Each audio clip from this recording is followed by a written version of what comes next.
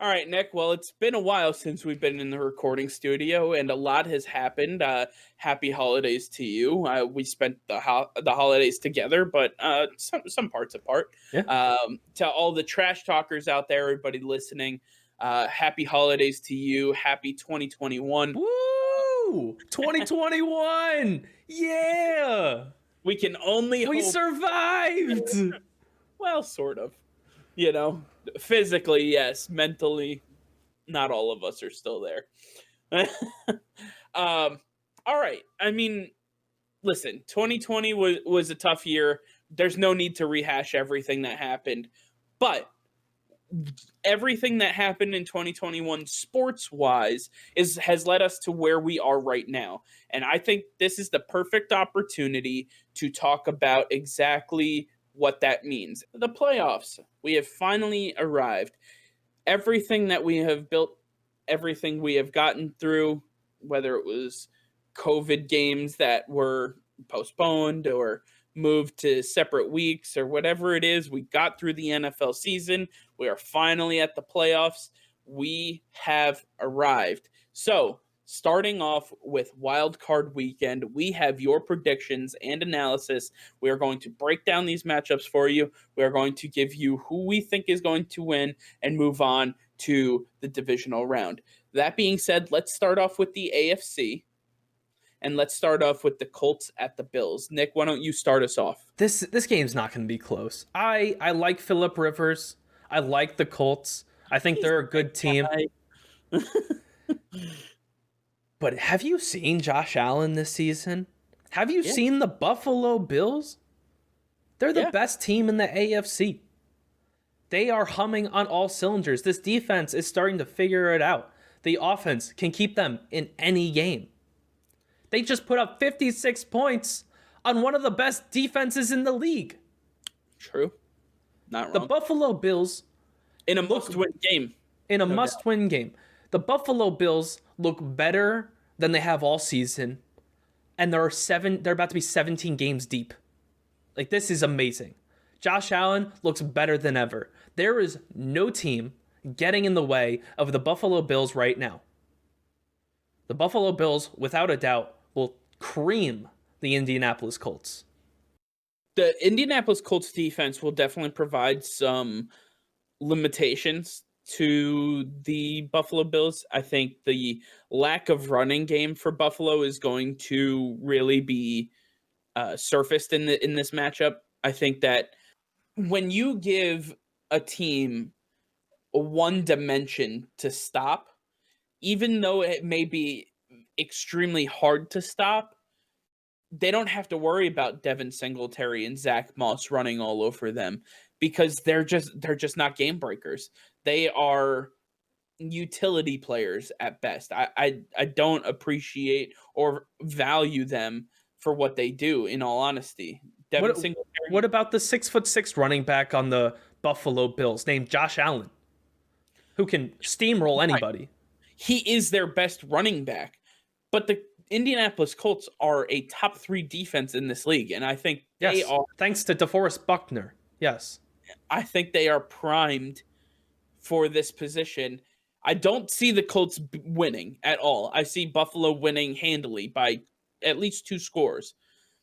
But I do believe that the Colts will keep it close. And I think that the scoring is not going to be 56 points. It's going to be closer to maybe like 20 to 7, something around there. I think it's going to be a very modestly scored game. I don't think that Stefan Diggs is going to be able to break the game wide open. I don't think Isaiah McKenzie and John Brown and Cole Beasley and these guys are going to be able to Kenny Stills. absolutely shred. Yeah, Kenny Stills.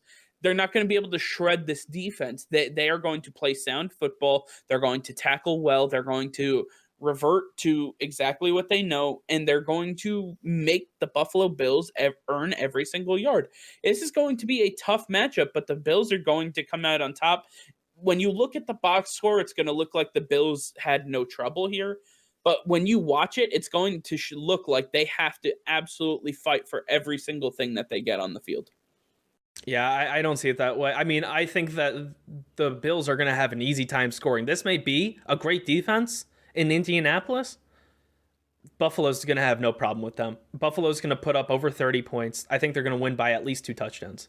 I just don't see it that way. Either way, we both have the Bills moving forward. Let's move over to the Browns at the Steelers. This is a rematch of Week 17's matchup, also a divisional matchup. So this is the third time these teams will be meeting. Listen, it's not Mason Rudolph. Myles Garrett can put the helmet down. He's not coming after him anymore. It is Big Ben Roethlisberger. It is Juju Smith-Schuster. It is Deontay Johnson. These boys are here to play. With that being said, I have the Browns winning this football game. I understand that the Browns are in a tough position because of their lack of wide receiving depth out with, no Odell Beckham Jr. I personally believe that the Browns are suited to be without Odell Beckham moving forward. I believe they are a better football team without him. I believe that Nick Chubb and Kareem Hunt are going to play clock management. They are going to keep the ball out of Big Ben Roethlisberger's hands. And that Pittsburgh Steelers defense, ever since they lost Bud Dupree, they've been torched. Minka Fitzpatrick is the only thing that works on that defense. And I honestly, if you keep the ball away from him, there's not much he can do. I believe that the Cleveland Browns will be able to easily win this game, and it's going to just continue to just be a clock management style of win where Big Ben just doesn't have enough time or reps on the field to get anything done. Yeah, I really don't see it that way. And I know, you mentioned Bud Dupree, Devin Bush, Robert Spillane, all out for the year. They're missing a ton of linebackers. But when you look at the matchups that they've had this past year, the first game, the Steelers blew them out, just smoked them. I think it was week 2. All of those guys available, yes. And then you had week 17, Mason Rudolph versus Baker Mayfield. It seemed like the Steelers could care less whether they won this game or not. They kind of conceded the fact that the Bills are going to beat the Miami Dolphins. There's no point in playing Ben Roethlisberger or most other people. But they almost win. Anyway, when the Browns have to win to get in, the Steelers almost win. How are you going to tell me that when you have Ben Roethlisberger out there, when you have all the other guys who got some rest this week, how are you going to say that they are not going to win this game? The Steelers know how to pick apart the Cleveland Browns. They do it every single year, every single time they meet. The Browns have no answer for the Steelers. It's not going to happen in their third matchup this season. It's definitely not. Mike Tomlin is too good. Big Ben's too good. This defense is too good. The Steelers should have an easy time in this matchup. I don't see it being terribly close. I don't think it's going to be a high-scoring game. I just think the Cleveland Browns are going to struggle to score, and Big Ben's going to hit some big deep balls to Claypool and Deontay Johnson that are going to blow this game open. I don't see it that way at all. I believe that Kevin Stefanski used a very limited style of football today. If you watched any highlights of that game or if you watched it live, it was a very simple game plan. Run the ball down their throat, possess the clock. And that's exactly what they did. Listen, Mason Rudolph, you can make fun of him for whatever reason, but he's an okay quarterback. I mean, he's not going to take the top off the defense, and he's not going to be a game breaker by any stretch of the imagination. But, what I do know is that when it comes to the playoffs, things are a little different. And I believe that the Cleveland Browns are going to open up this playbook, and they are going to absolutely dominate time of possession, keep the ball out of Ben's hands, and they're going to win by making sure that the Steelers can't score. This defense is not going to get them off the field. It's just that simple. Yeah, I mean, it's going to be an interesting matchup. I love to see divisional matchups in the playoffs. I mean, these teams know each other extremely well, so you're going to get a great matchup here. Sure. All right, the final matchup in the AFC is the Baltimore Ravens at the Tennessee Titans. This is a rematch of last year's matchup when the Tennessee Titans actually throttled the Baltimore Ravens in a stunning fashion In Baltimore. in Baltimore, no doubt. Now this game is in Tennessee, Nashville. Nick, what do you see happening? I hate to say it, but I see Lamar Jackson getting his first playoff win. I think that he has what it takes to take down the Tennessee Titans. Derrick Henry is going to struggle against this team, this defense. I mean, the Ravens have figured it out in the last couple weeks. Ever since Lamar Jackson had his cramps and left and came back and had that miracle win, the Ravens have been unstoppable. And I don't see it stopping now. I think that they're going to be too much for that Tennessee Titans defense that is one of the worst pass rushes we've seen this year. Their secondary is poor, and you see Lamar throwing the ball better than he ever has. The Ravens are not going to be beaten in this game. This is going to be a big win for Baltimore. It's going to give huge confidence to Lamar, and it's exactly what the Baltimore Ravens need, because I think they have what it takes to make a strong playoff push past this week. Yeah, this one's kind of tough for me. I'm going to take the Tennessee Titans here. I believe that the Tennessee Titans are not going to necessarily need to rely on Derrick Henry because of what I have seen from the progression of Ryan Tannehill. I was very down on Ryan Tannehill just a few years ago. I couldn't stand the guy. I thought he was terrible. I was wrong. I was bamboozled. I was lied to. I was Adam Gase. I believed that Adam Gase was not the problem. I believed that Ryan Tannehill was. Well, that showed us the difference. Ryan Tannehill has now led this team for a year and a half. And what I have seen him do for this Tennessee Titans organization, what I have seen them accomplish with him under center, I could not have foreseen. And maybe I just didn't want to. Whatever the case is, I just didn't. With that being said, A.J. Brown is something special. This guy gets open. He is a security blanket. Corey Davis is a go up and grab it type of wide receiver. They have what it takes on the offensive line to run the ball down the throat. Even if they take away the run, you're still limiting Derrick Henry to what? 90 to 110 yards? I mean, that's limiting him. I just don't see that really being the case. Lamar Jackson's going to struggle here. I don't foresee him getting his first playoff win.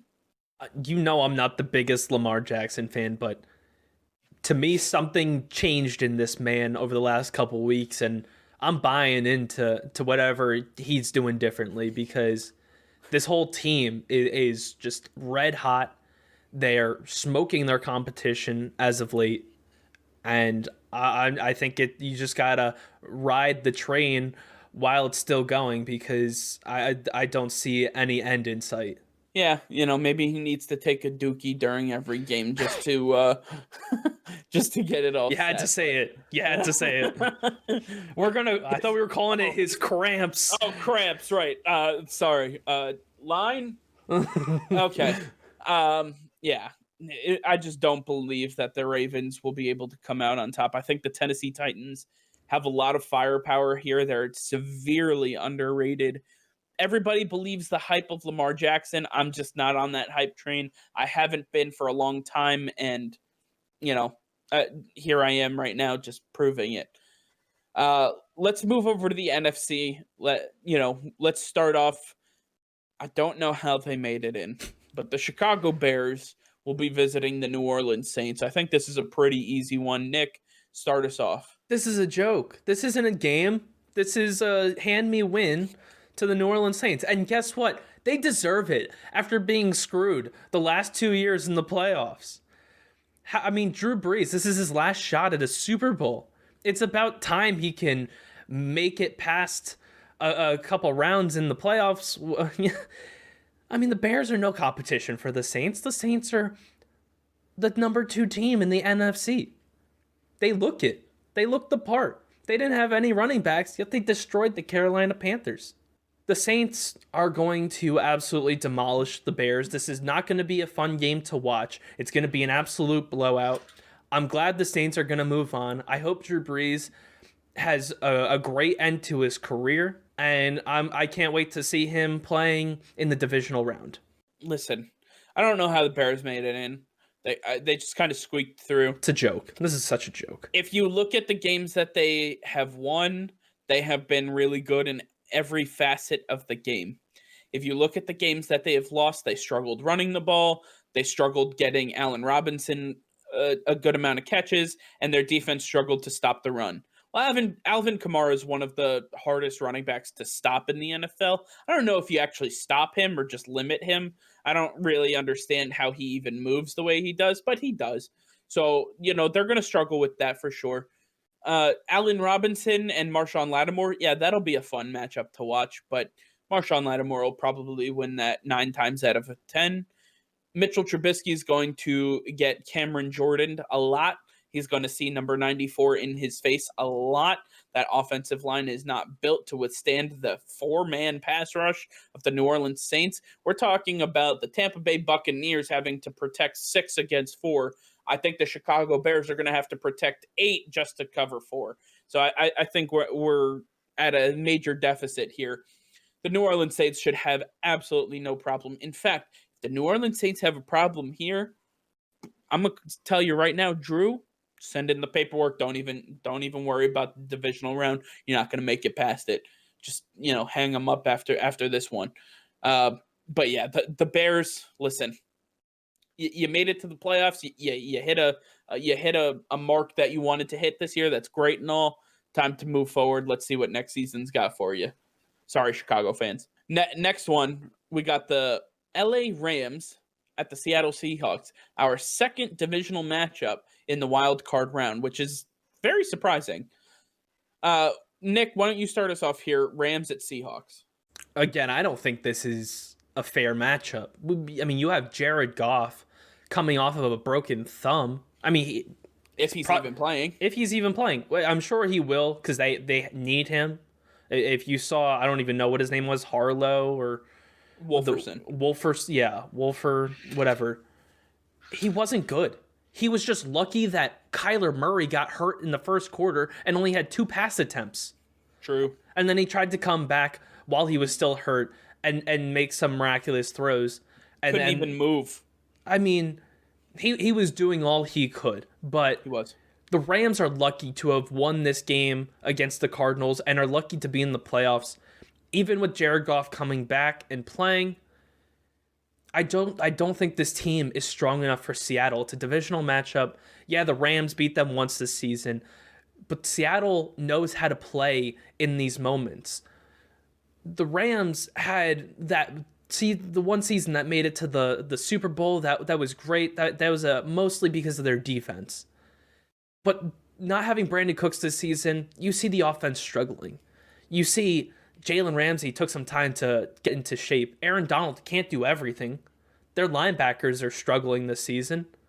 I mean, the Seattle Seahawks are going to figure it out. It's a home game for them. This is where Russell cooks. This is where DK is going to shine. This is where the Seattle Seahawks are just going to prove why they are the best team in this division. All I've got to say is Mr. Unlimited, okay? Yeah, the Seattle Seahawks are going to take this one. They are going to manhandle the LA Rams. DK Metcalf and Jalen Ramsey, yeah, that'll be the X Factor matchup within the game to watch out for. Listen, I fully expect Jalen Ramsey to shadow him all day, every day. Tyler Lockett's the guy that's going to get open. They're going to utilize their tight ends. They have Greg Olsen back, which they didn't have in their last matchup. Chris Carson is back fully healthy. They have him. They have Carlos Hyde. They have so many players available to them that they haven't had in the last few meetings. They are now ready to go full function. That pass rush, adding Carlos Dunlap was like a godsend. I don't know where he came from. I didn't watch a lot of Cincinnati Bengals games, and I would assume that most of you didn't either. I don't know if he was doing this in Cincinnati, but good Lord, this man can rush the passer. Proud of him. Listen, you know what? The Seahawks deserve this. They're going to move on. They have the home game. They won the division for a reason. I think the Rams were lucky to get to this point. If Goff plays, he's not going to be able. It's again the thumb that he broke is on his throwing hand. He's going to struggle with the football. I just there's a lot of bad things happening here for the Rams. I'm not about it for them, unfortunately. All right, let's move over to the final game, the final matchup here. We have the Buccaneers at the Washington football team. I don't know exactly how this was supposed to go, but it seemed like none of the NFC teams actually wanted to win today. They were like, nope. NFC East teams. Let me just clarify. Dallas ended up losing. The Giants almost gave it up to the Dallas Cowboys. The Philadelphia Eagles threw in the towel by giving the start, or not the start. They threw in what was the guy's name? Nate Sudfeld. Yeah, couldn't even remember his name. He got the entire fourth quarter. Congratulations, Nathan. And Alex Smith just I don't know what I think he tried to throw as many interceptions as possible while also winning a game. Tried to set his own record. I don't exactly understand what was happening with that. Nonetheless, Washington ended up making it out of the NFC East. Here we are. The Buccaneers, congratulations. You'll be moving on to the divisional round because you will wipe the floor with this Washington offense. J.D. McKissick, he can't do everything. Antonio Gibson is going to struggle against the bigger-bodied defensive linemen. The receivers here, outside of Terry McLaurin, Steve Sims, Cam Sims, they're not going to do jack shit. Okay, so stopping one guy is all you have to do. I think Todd Bowles can get that done on the defensive side of the ball. I don't think that's something he can mess up. Now, on the other side of the ball, listen, they have a decent pass rush. They have that guy over there, number 99. Yeah, Chase Young, he's pretty dang good. Okay, Jonathan Allen, Deron Payne, these guys on the front line, they know what they're doing. Tom Brady might struggle a little bit with that pass rush. Doesn't matter. Ronald Jones, Leonard Fournette, this is where you guys are here to shine. You are going to run the ball down their throats. This is where the Washington football team is susceptible. Outside runs, you're going to pound the rock, loosen them up, get that play action pass going. Listen, the Buccaneers got some really good news today. The MRI on Mike Evans' knee revealed that there was no structural damage. It is just a hyperextension. He's going to have some swelling, some soreness. That they fully expect him that he's going to be ready to go for next week. Mike Evans, Chris Godwin, Antonio Brown, Rob Gronkowski. That's all you need in the passing game. See you later. They're going to win. Yeah. This is another joke. I mean, I don't get me wrong.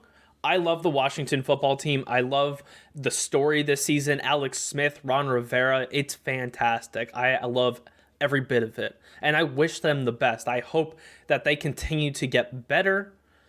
But this is not going to be fun to watch. I mean, Tom Brady has put up 2 40-plus point games back-to-back.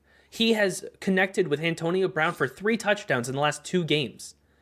This team is firing on all cylinders, just like the Buffalo Bills. They are getting better, and I bet we're going to see a little bit more of that offensive playbook opened up in the postseason, just like Tom Brady loves, just like he did in New England. You're going to see a lot more. Hey, they might even pass within the 10. I don't think so. Bruce Arians doesn't think that. That's No.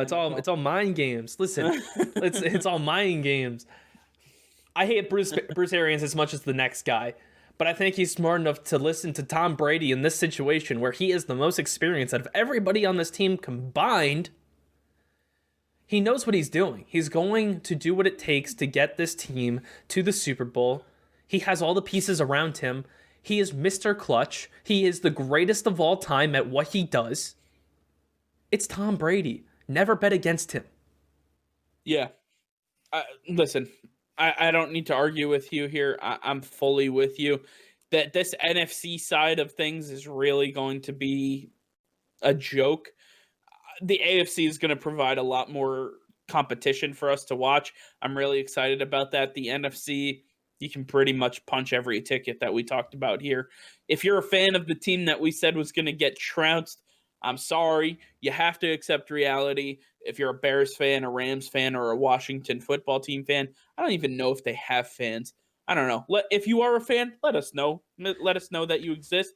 I'll put Okay. and let me just put this caveat in there. Hey, your team may not make it past the wild card round, but they still made it, which means they're on the right track.